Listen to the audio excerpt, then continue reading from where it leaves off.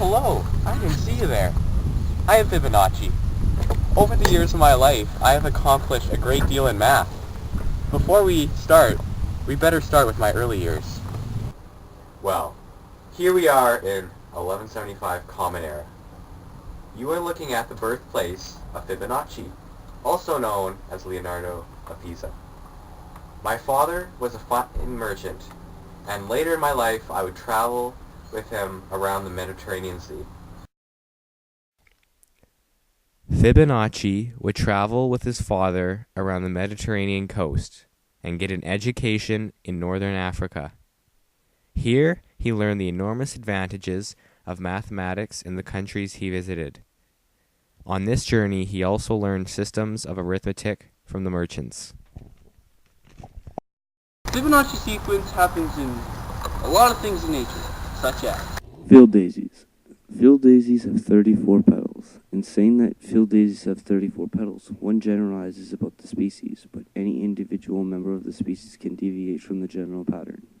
34 is a Fibonacci number.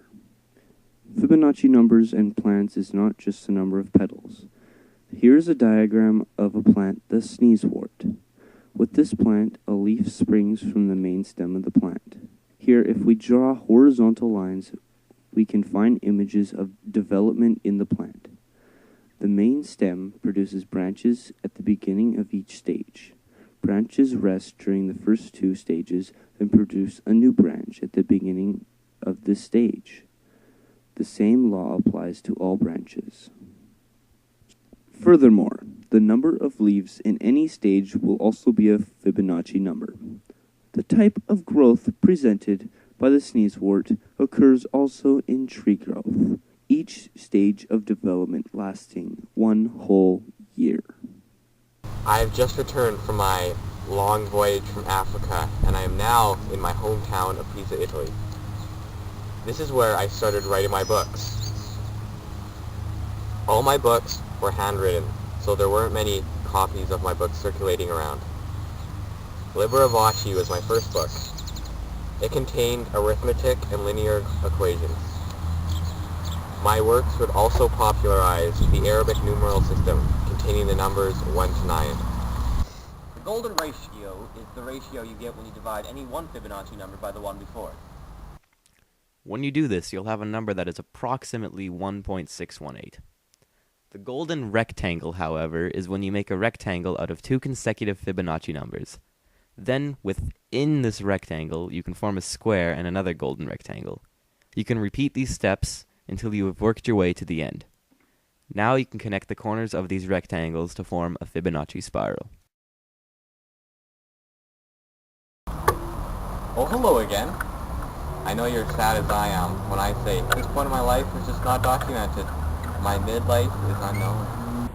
So, to solve the problem of how many rabbits will there be a year from now, we can use this diagram.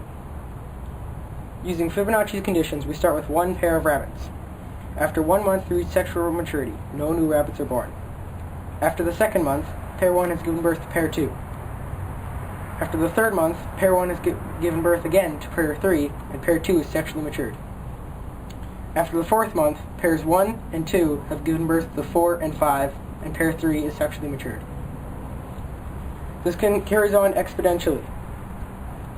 An easier way to find the number of pairs is adding together the two previous months. This is an example of the Fibonacci sequence. In my later years, I would be granted an honorarium of 20 P's and pounds.